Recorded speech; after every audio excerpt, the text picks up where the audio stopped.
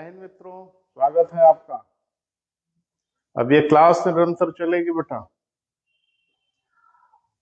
कल जहां हम लोगों ने समाप्त किया था आज वहीं से शुरुआत करते हैं, बात करते हैं। और कल की क्लास कैसी लगी, किस तरह की पढ़ाई हुई, थोड़ी अपनी प्रतिक्रिया दिया करें बेटा, ताकि हम भी आपकी जरूरत के हिसाब से चीजों को एडजस्ट करते रहें। एक बात हमेशा ध्यान रखना है बेटा कि हम लोग की पढ़ाई का एक निहित उद्देश्य है, और वह उद्देश्य है कि प्रतियोगी परीक्षाओं में हम उसका कितना आउटपुट पाते हैं, लाभ हमें कितना बेहतर होता है, यही हमारा प्रयास है। हर पढ़ाई लिखाई का यही उद्देश्य है। आज बेटा हम लोग वायुमंडल कई दिन से हम लोग पढ़ रहे हैं, और नए मित्र जो हमें ज्वाइन कर रहे हैं अभी, उनके लिए बेटा ये सब हिस्सा हम लोग कई दिन से पढ़ रहे हैं। हो सकता है कि वीडियो आपका मिस हो, तो YouTube channel Arya career point पे जाइए और सारे पीछे वीडियो आपको मिल जाएंगे। क्लियर है बेटा? तो आगे हम लोग बढ़ते हैं। कल हम लोगों ने जो चर्चा किया था, थोड़ा सा फ्लैशबैक बेटा पीछे चलते हैं और बात करके। हम लोगों ने कल बताया था कि जो हम लोगों का समताप मंडल सममंडल है, जिसको हम लोग क्या कहते हैं बेटा, होमोस्फेयर। इसको हम लोगों ने कई भागों में बांटा था। तो एक हमने कहा था बेटा ट्रोपोस्फेयर, क्षोभ मंडल। दूसरे को हम लोगों ने कहा था स्ट्रेटोस्फेयर, समताप मंडल। कल समताप मंडल पर बड़ी व्यापक आपसे चर्चा हुई, जिसपे मैंने आपको बताया कि आखिरकार अंटार्कटिका पे यानी दक्षिणी गोलार्ध में ही ओजोन परत में जो छिद्र है या सुराख है वो क्यों हो जाता है। वीडियो जाके देख लीजिएगा बेटा, आप क्लियर हो जाएंगे। लेकिन एक बात समझिएगा कि ओजोन जो परत है वो पूरी धरती के लिए एक सुरक्षा प्रहरी के रूप में है, और सूर्य के प्रकाश में विद्यमान जो पराबैंगनी किरणें हैं, अल्ट्रावायलेट रेज हैं, वो अबाउट 6% होती हैं, 6% के आसपास होती हैं। लेकिन ये धरती पे काफी नुकसान पहुंचा सकती है, कैंसरस भी होती है, दुनिया भर की परेशानियां पैदा कर सकती हैं। इनको हमारी ओजोन परत फिल्टर कर लेती है, और स्पेशली UVB ये ज्यादा हार्मफुल है, इनको वो फिल्टर करती है, रोक लेती है। चर्चा हो गई थी बेटा। अब एक तीसरा है बेटा जिसपे आज हम लोग चर्चा करेंगे, और वो है बेटा हम लोगों का मध्य मंडल, जिसको हम लोग क्या कहते हैं बेटा, मेसोस्फीयर, हिंदी में मध्य मंडल। अब इसका विस्तार अगर कहें तो एक मोटा मोटा जो इसका डायमेंशन है वो लगभग 50 किलोमीटर से लेके 90 किलोमीटर तक मोटा मोटा हम मान सकते हैं, और यही हमारे सममंडल की आखिरी सीमा का निर्धारण करता है, जो 0 से 90 किलोमीटर तक होता है। ये आखिरी बाउंड्री तक पहुंच जाता है। कुछ मोटी मोटी बातें। क्षोभ मंडल में या ट्रोपोस्फेयर में आपने क्या देखा बेटा कि यहाँ ऊंचाई के साथ साथ तापमान में कमी आती है। तापमान की यह जो कमी होती है उसे ज्योग्राफी में हम लोग एक नाम देते हैं लैप्स रेट। क्षोभ मंडल की सीमा पर जो टेम्परेचर है वो आप देख रहे हैं कि -70 -80 डिग्री तक रिकॉर्ड किया गया। समताप मंडल में टेम्परेचर कम रहता है लेकिन कांस्टेंट रहता है।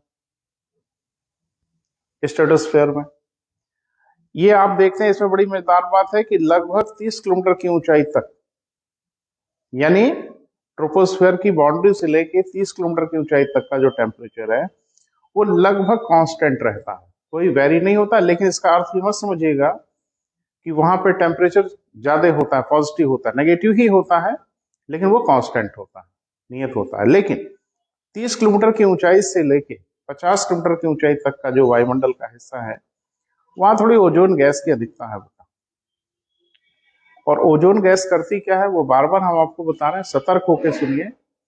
अल्ट्रा वायलेट रेज को परावर्तित नहीं करती, रिफ्लेक्ट नहीं करती, एब्जॉर्ब करती है, अवशोषित कर लेती है। अब डेफिनेटली अगर वो ऑब्जॉर्व करेगी तो उसका टेम्परेचर रेज होगा। तो 30 से 50 किलोमीटर की ऊंचाई पे टेम्परेचर थोड़ा सा बढ़ता है, इंक्रीज करता है। और उसी के ऊपर शुरू हो जाता है क्या बेटा? मेसोस्फीयर, मध्यमंडल। मध्यमंडल की खासियत यह है कि यहां ऊंचाई के साथ साथ टेम्परेचर में फिर कमी आती है, टेम्परेचर फिर रिड्यूस होता है। लेकिन कोई बड़ा क्लियर इसका लैप्स रेट नहीं है, ह्रास दर नहीं है, लेकिन एक रुझान है कि नीचे से ऊपर की ओर जाने पे टेम्परेचर रिड्यूस होता है। तो ये ध्यान रखिएगा कि हमारे वायुमंडल में सबसे कम तापमान मेसोस्फीयर में ही रिकॉर्ड किया जाता है, और ये अब तक -110 डिग्री सेल्सियस तक तो रिकॉर्ड किया ही गया है। तो हमारे वायुमंडल का वह इलाका जहां टेम्परेचर सबसे कम होता है, वो इलाका कोई और नहीं बेटा, वो मध्यमंडल है। क्लियर है? एक बच्चे ने प्रश्न पूछा कि सर क्षोभ मंडल में तापमान घटता है, वो बात समझ में आती है, ट्रोपोस्फीयर में। मेसोस्फीयर में टेम्परेचर ऊंचाई के साथ साथ क्यों रिड्यूस होता है? देखो, हम लोगों की सबसे बड़ी जो बात है ना बेटा, वो क्यों पे फोकस करना है। तो मध्यमंडल में जो तापमान घटता है बेटा, उसका कारण क्या है, वो अगर ध्यान से आप देखें तो आपको समझ में आ रहा है। मध्यमंडल के ठीक नीचे ओजोन मंडल है। ओजोन मंडल क्या करती है? पराबैंगनी किरणों का, अल्ट्रावायलेट रेज को अवशोषित करती है, और डेफिनेटली अगर उसे एब्जॉर्ब करेगी, अवशोषित करेगी, तो उसका टेम्परेचर रेज होगा, और अब वह भी अपने टेम्परेचर को रिलीज करेगी। तो इसीलिए मेसोस्फीयर में हम जैसे जैसे ऊपर की ओर जाते हैं, वैसे वैसे टेम्परेचर रिड्यूस होता है। क्षोभ मंडल, ट्रोपोस्फीयर में इसका कारण पृथ्वी थी, यानी टेम्परेचर रिड्यूस होने के लिए पृथ्वी सूर्यताप को ग्रहण करती है, और फिर टेरेस्ट्रियल रेडिएशन ऊष्मा को जब छोड़ती है तो वायुमंडल गर्म होता है, तो गर्मी नीचे से ऊपर की ओर घटती है। बिल्कुल यही हालत हो जाती है बेटा हम लोग के मेसोस्फीयर में, यानी उसके नीचे जो हम लोग का ओजोन मंडल है, वो टेम्परेचर थोड़ा सा सस्टेन करता है, होल्ड करता है, और जैसे जैसे हम इसके ऊपर की ओर बढ़ते हैं टेम्परेचर रिड्यूस होता है, और मेसोपाज यानी जहां मध्यमंडल की सीमा है, वहां टेम्परेचर काफी कम हो जाता है, और वो अब तक हमारे वायुमंडल के किसी भी इलाके का सबसे कम टेम्परेचर रिकॉर्ड किया जाता है। क्लियर है बेटा? एक बड़ी मजेदार बात देखने को मिलती है, मध्यमंडल जो हमारे मध्यमंडल की सीमा है, यानी मेसोपॉज, वहां पे एक विशेष प्रकार के क्लाउड देखने को मिलते हैं बेटा, बादल देखने को मिलते हैं। इसको ध्यान रखिएगा बेटा, ये आपकी परीक्षा के लिए महत्वपूर्ण हो सकता है। और हमारे वायुमंडल में सबसे ऊंचाई पर स्थित क्लाउड भी यही है, यानी हमारे वायुमंडल में आप देखते हैं मौसम तथा जलवायु की सभी घटनाएं तो क्षोभ मंडल में होती हैं। क्लाउड्स वगैरह ज्यादातर क्षोभ मंडल में देखे जा सकते हैं। कल हम लोगों ने देखा कि एक क्लाउड अंटार्कटिका के ऊपर भी देखे जाते हैं, स्ट्रेटोस्फीयर में, यानी समताप मंडल में, जिसको क्या नाम दिया था हम लोगों ने बेटा कल? नेक्रियोस क्लाउड, या जिसको हम लोग कहा था पोलर स्ट्रेटोस्फेरिक क्लाउड। ये भी ऊपर है समताप मंडल में, लेकिन हमारे वायुमंडल में सबसे ऊंचाई पे जो क्लाउड हैं, उनको हम लोग कहते हैं बेटा पोलर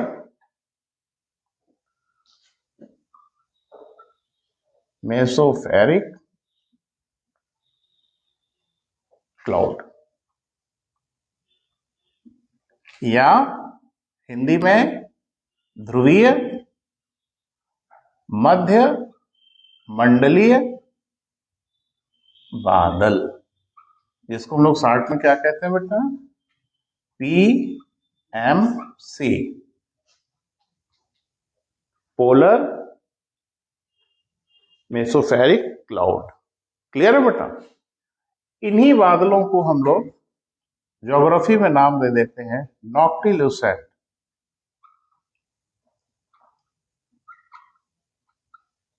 नॉक्टिल्यूसेंट क्लाउड कहते हैं।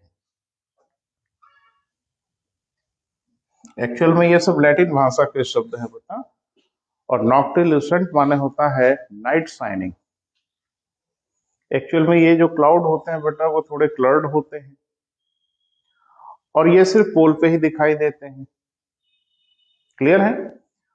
यानी अगर आप देखें तो ये सिर्फ हाई लैटिट्यूड पे दिखाई देते हैं, 50 डिग्री से 70 डिग्री हाई लैटिट्यूड पे ही ये नजर आते हैं। और नजर कब आते हैं? गोधूली के बेला में, यानी जब संध्या काल हो रही होती है तब ये दिखते हैं और कलरफुल दिखाई देते हैं। वास्तव में ये भी एक बड़ी विचित्र फेनोमेना है कि मध्य मंडल में जलवाष्प नहीं होते, फिर भी ये क्लाउड दिखते हैं, और ये आइस क्रिस्टल के फॉर्मेट में यह भी होते हैं बेटा। क्लियर है? हाँ, इनके बारे में कहा जाता है कि इनके उत्पन्न होने का जो सबसे बड़ा कारण है वो उल्का पिंडों की जो डस्ट होती है, जो आप शूटिंग स्टार देखते हैं, टूटे हुए तारे देखते हैं, तो इनके डस्ट वहां पे ढेर सारे प्रोड्यूस होते रहते हैं।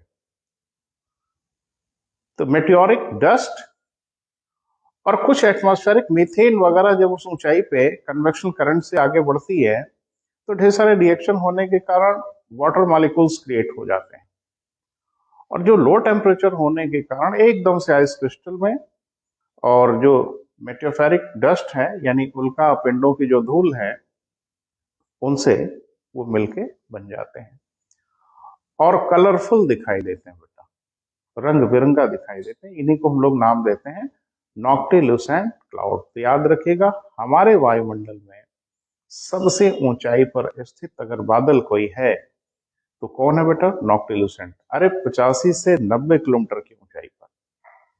लेकिन वो बादल ऐसे बिल्कुल नहीं है जो हमारे क्षोभमंडल में ट्रोपोस्फीयर में होते हैं, जो क्लाइमेटिक कंडीशन के रिस्पॉन्सिबल होते हैं। ये ध्यान रखिएगा बेटा। आगे हम लोग बढ़ते हैं अगले मंडल की ओर। ये हो गया ना बेटा, हम लोगों ने ट्रोपोस्फीयर पे बात किया, हम लोगों ने स्ट्रेटोस्फीयर पे बात किया, हम लोगों ने मेसोस्फीयर पे बात किया। मेसोस्फीयर में बस एक बात दिमाग में रखिएगा प्रतियोगी परीक्षाओं के लिए कि सममंडल का सबसे आखिरी उपमंडल है, जो सममंडल की आखिरी सीमा का निर्धारण कर लेता है। ऊंचाई इसकी पहुंच जाती है 90 किलोमीटर की ऊंचाई तक। हमारे वायुमंडल में सबसे कम टेम्परेचर मध्यमंडल में ही पाया जाता है। क्यों यहाँ पे ऊंचाई के साथ साथ तापमान घटता है? मैंने कारण बताया कि उसके ठीक नीचे ओजोन मंडल है जो टेम्परेचर को थोड़ा सस्टेन करती है, और फिर जब ये रिलीज करती है तो जाहिर सी बात है ऊंचाई की ओर बढ़ने पे तापमान घटता है। क्लियर हुआ बेटा? तो थोड़ा सा फिर से फ्लैशबैक में चलते हैं बेटा और कुछ चीजों को देख लेते हैं, फिर आगे हम बढ़ते हैं। और आज बेटा इसे हम समाप्त करेंगे, यानी वायुमंडल के हिस्से को हम आज समाप्त करेंगे और फिर हम लोग बढ़ जाएंगे जो सूर्यताप है, सूर्यताप का वितरण कैसे होता है, सोलर कांस्टेंट क्या होता है, सौर स्थिरांक क्या होता है, क्लाइमेटिक कंडीशन कैसे प्रभावित होती है, और फिर एटमॉस्फेरिक प्रेशर और विंड वगैरह सब टॉपिक पे बात करेंगे। लेकिन ध्यान रखना प्रतिदिन इसी पेज पर, ये फेसबुक का एक पेज है बेटा आर्या कैरियर पॉइंट, इसी पेज पर हम प्रतिदिन 11 बजे आपको लाइव क्लास देते हैं। इसलिए प्रतिदिन 11 बजे दे पाते हैं बेटा कि 11 बजे से हमारी सिविल सर्विसेज का बैच है, तो ढेर सारे सेगमेंट पढ़ाए जाते हैं। मैं अपना सेगमेंट आपके लिए निःशुल्क लाइव करता हूँ। कल मैंने एक रिक्वेस्ट किया था, आप लोगों ने ध्यान नहीं दिया बेटा। मेरा एक चैनल भी है, यूट्यूब चैनल है, जिसपे लाइव कक्षाओं को मैं अपलोड कर देता हूं, और अब तक जितनी भी लाइव कक्षाएं हुई हैं सारे वीडियो वहां क्रम से उपलब्ध हैं। तो जिन मित्रों का छूटा है या जो बाद में ज्वाइन किए हैं वो चाहे तो शुरू से लास्ट तक सारे वीडियो को वहां देख सकते हैं। आज वाला भी कुछ देर में वहां पे अपलोड हो जाएगा। बहरहाल तो थोड़ा सा बेटा फिर पीछे चलते हैं, पिछले वीडियो में चर्चा हुई होगी तो थोड़ा सा बात कर लेते हैं। जो पूरा हमारा एटमॉस्फेयर है बेटा, इसको हमने दो भागों में बांटा था अगर याद हो तो। एक को तो सममंडल कहा था बेटा, होमोस्फेयर, और एक को कहा था हेट्रोस्फेयर, जिसको हम लोग हिंदी में क्या कहते हैं बेटा? विषम मंडल। सम और विषम का मतलब आप समझते ही हैं। तो विषम मंडल की जो प्रारंभ हम लोग करते हैं बेटा, वो हम लोग मानते हैं कि इसका जो प्रारंभ है वो लगभग 90 किलोमीटर से लेकर वहां तक जहां तक हम लोगों की वायुमंडल की सीमा है। क्लियर है? तो मोटा मोटा 10,000 तो हम लोग मानते ही हैं, लेकिन अभी लेटेस्ट जो रिसर्च आ रही है, नई जो खोजें आ रही हैं, वो इसको और ऊपर तक बता रहा है। उस सबसे हम लोगों का बड़ा लेना देना नहीं है कॉम्पिटिटिव एग्जामिनेशन में। बहरहाल, तो इसकी ऊंचाई कहाँ है बेटा? 90 किलोमीटर से अधिक है। तो जाहिर सी बात है कि इसको भी हम लोगों ने कई हिस्सों में बांटा है। हाँ, एक बात ध्यान रखना बेटा, विषम मंडल को ही ताप मंडल भी कहते हैं, थर्मोस्फेयर भी कहते हैं। यानी इसी को हम लोग एक नाम और दे देते हैं जिसको कहते हैं थर्मोस्फेयर। थर्मोस्फेयर का मतलब भी समझ में आ रहा है कि तापमान से कोई लेना देना है, और यहाँ तापमान तेजी से बढ़ता है, दैट्स वाई। तो जरा इसको बांट लेते हैं बेटा। इसको हम लोगों ने अध्ययन कर लिया, पिछले सारे वीडियो में, लाइव क्लास में हमने बात किया है। आज हम बात करेंगे बेटा आपसे विषम मंडल पे। तो विषम मंडल को हम लोग दो बड़े भागों में बांट लेते हैं। एक जिसको हम लोग कहते हैं आयन मंडल। क्या कहते हैं बेटा? आयन मंडल। और दूसरे को कहते हैं बहिर्मंडल, बाह्य मंडल भी कहते हैं। तो आयन मंडल को इंग्लिश में हम लोग आइनोस्फीयर कहते हैं, और बहिर्मंडल को हम लोग इंग्लिश में एक्सोस्फीयर कहते हैं।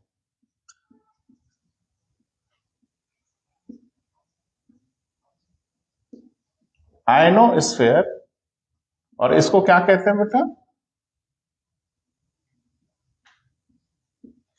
एक्सोस्फीयर। अब इन्हीं का थोड़ा आज अध्ययन करते हैं बेटा, और अपने वायुमंडल को हम लोग समाप्त करते हैं। फिर आगे बड़ी गंभीर चीजें हैं जिन पे चर्चा करनी है। तो शुरुआत करते हैं। आयन का नाम सुना होगा। जब हम किसी भी अणु को, मॉलिक्यूल्स को, उसके चार्ज पार्टिकल में तोड़ दें, पॉजिटिव और नेगेटिव, तो जिस फॉर्मेट में वो आ जाते हैं उन फॉर्मेट को हम लोग क्या कहते हैं? आयन। थोड़ा सा बेटा और रुकिए। मैंने कहा था कि सबमंडल में सारी गैसें आपस में मिली जुली होती हैं। विषम मंडल में सारी गैसें एक दूसरे से मिली नहीं होती, वरन ये एकदम सेपरेट सेपरेट, अलग अलग रहती हैं, एक दूसरे से इंटरेक्ट ही नहीं होती। दैट्स वाई इनको विषम मंडल कहा था। और यहाँ जो गैसें हैं वो मॉलिक्यूलर फॉर्मेट में होती हैं, आणविक दशाओं में होती हैं।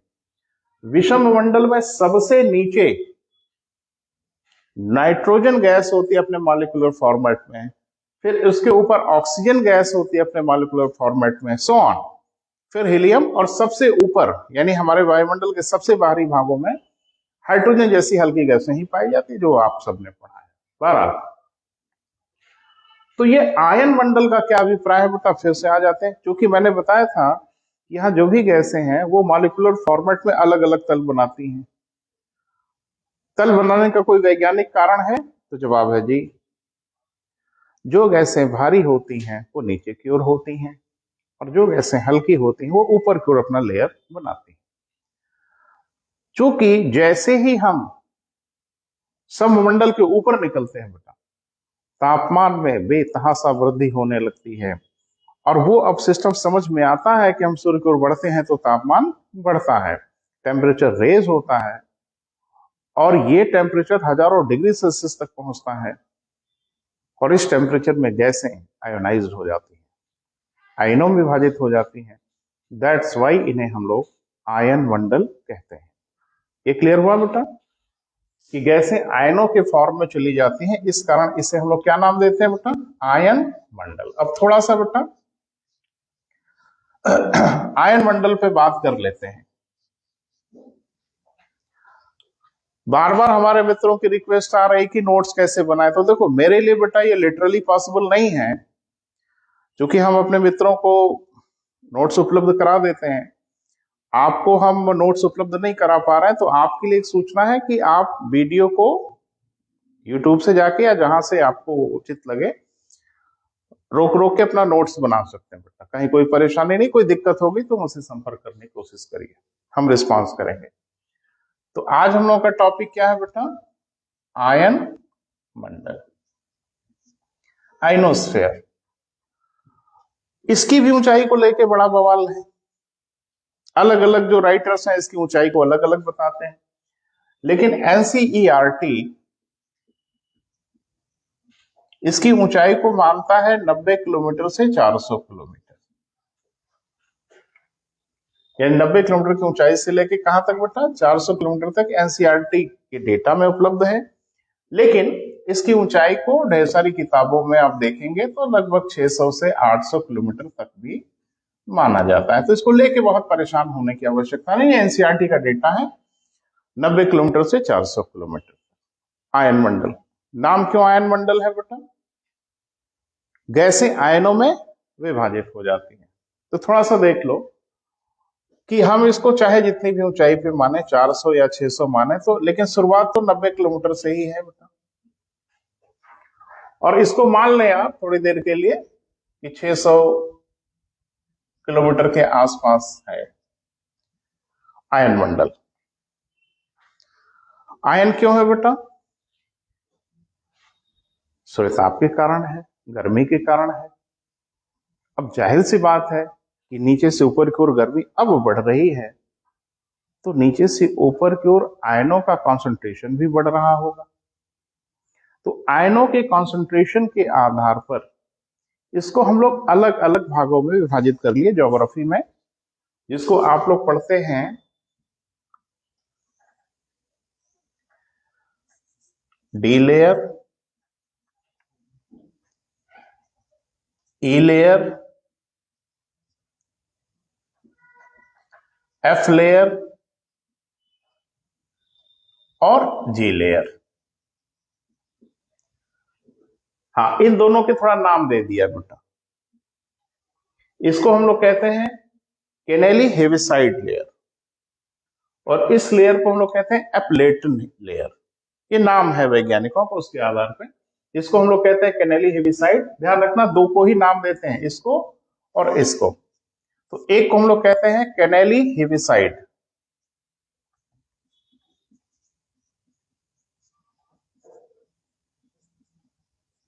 और एक को कहते हैं एप्लेटन।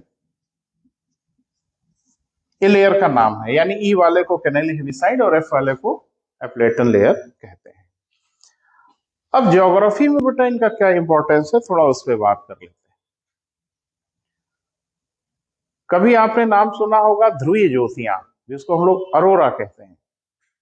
तो ध्रुवीय ज्योतियों का मतलब यह है कि जो हमारे पोलर रीजन है, ध्रुवीय क्षेत्र है, वहां अध्ययन करते समय आपने ये जरूर पढ़ा होगा कि वहां लगभग 6 महीने के दिन और 6 महीने की रातें होती हैं। ऐसा क्यों होता है बेटा, ऐसा सिर्फ इसलिए होता है कि पृथ्वी अपनी एक्सिस पे थोड़ा इंक्लाइंड है। तो एक जो पोल है वो लगभग 6 महीने सूर्य से दूर होता है। देखो ये हिस्सा है ना, और ये अगर सन मानो तो देखो ये दूर है। अब ये आधी दूरी जब तय करता है तो ये सूरज से दूर ही रहता है, यहाँ पे रोशनी पड़ती है, दिन रहता है। लेकिन जब ये इधर आता है तो ये हिस्सा अब सूरज से दूर चला जाता है और ये हिस्सा अब सूरज की ओर आ जाता है। इसीलिए पोलर रीजन में 6 महीने के दिन, यानी आधी सर्किल में दिन एक तरफ और आधी सर्किल में दिन एक तरफ, यही होता रहता है बेटा। ये सब चर्चा हम कर चुके हैं, बहुत विस्तार से आपसे बात कर चुके हैं, क्लियर है। लेकिन ध्रुवीय क्षेत्रों में रात्रि के समय भी स्याह अंधकार नहीं होता, वहां आकाश पे रंग बिरंगी रोशनियां दिखाई देती हैं, क्लियर है बेटा। और इन्हीं रोशनियों को हम लोग नाम दे देते हैं अरोरा। तो जाहिर सी बात है कि हमारे यहाँ दो ध्रुव है, एक हमारा उत्तरी ध्रुव है और एक कौन है बेटा, दक्षिणी ध्रुव। तो नॉर्थ पोल पे जो रोशनी दिखाई देती है, अरोरा दिखाई देती है, उसे हम लोग कहते हैं अरोरा बोरियोलिस। क्या कहते हैं बेटा, अरोरा बोरियोलिस। और जाहिर सी बात है उत्तरी ध्रुव पर भी दिखाई, सॉरी दक्षिणी ध्रुव पे भी दिखाई देती होगी। तो साउथ पोल पे जो दिखाई देती है उसे कहते हैं, हाँ, अरोरा ऑस्ट्रेलिस। क्लियर है बेटा। तो उत्तरी ध्रुव पे जो ध्रुवीय ज्योतियां दिखाई देती हैं उन्हें हम लोग नाम देते हैं अरोरा बोरियोलिस, और दक्षिणी ध्रुव पे जो दिखाई देती है उन्हें कहते हैं अरोरा ऑस्ट्रेलिस। ऑस्ट्रा माने दक्षिण होता है लैटिन भाषा में, इसलिए दक्षिण में जो ध्रुवीय ज्योति दिखाई देती है उसे अरोरा ऑस्ट्रेलिस कहते हैं। ये घटना कहाँ होती है बेटा? ये घटना आयन मंडल में होती है। क्योंकि ये चार्ज पार्टिकल हैं, तो चार्ज पार्टिकल से जब सन की तरफ से जो फोटोन के पैकेट या चार्ज पार्टिकल आते हैं कुछ, तो यहीं पे टकराते हैं और ढेर सारी रोशनी प्रोड्यूस करते हैं। तो ये ध्यान रखिएगा।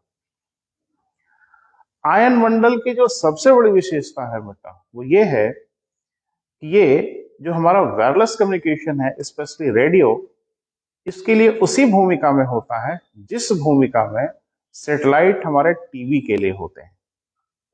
तो उपग्रह के माध्यम से हम लोग टेलीविजन का कार्यक्रम देख पाते हैं, लेकिन रेडियो के कार्यक्रम को सुनने के लिए किसी उपग्रह की आवश्यकता नहीं होती।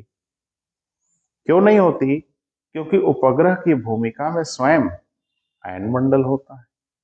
क्लियर बेटा? वो क्या करता है कि रेडियो वेव्स को बाहर नहीं जाने देता, बल्कि वहीं से वो लौटा देता है धरती की ओर, और हम रेडियो के कार्यक्रम को सुन पाते हैं। क्लियर? इसमें भी बड़ी मजेदार बात कि रेडियो अगर कभी सुना होगा, आज के जमाने में तो बच्चे नहीं सुनते, लेकिन अगर आपने रेडियो सुना होगा कार्यक्रम, तो उसमें देखा होगा कुछ कार्यक्रम आते हैं मीडियम वेव पर, और रेडियो के कुछ कार्यक्रम आते हैं शॉर्ट वेव पर। इसमें आपने नोटिस किया होगा कि जो कार्यक्रम मीडियम वेव पर आते हैं उनके ब्रॉडकास्ट का एरिया छोटा होता है, उनको बहुत दूर तक नहीं सुना जाता। लेकिन जो कार्यक्रम शॉर्ट वेव पर होते हैं उनके श्रोता यानी उनके ऑडियंस बहुत दूर तक होते हैं। जैसे हम लोग सुनते हैं विविध भारती, तो कभी सुनिए, वो बताता है ये विविध भारती है शॉर्ट वेव पर। भारत में हम लोग बीबीसी लंदन हिंदी कार्यक्रम सुनते हैं, उद्घोषक को सुनिए कहते हुए वो बोलता है ये बीबीसी लंदन है शॉर्ट वेव पर। आखिर ये क्या मामला है कि लॉन्ग वेव और शॉर्ट वेव और मीडियम वेव? थोड़ा इसको समझना है।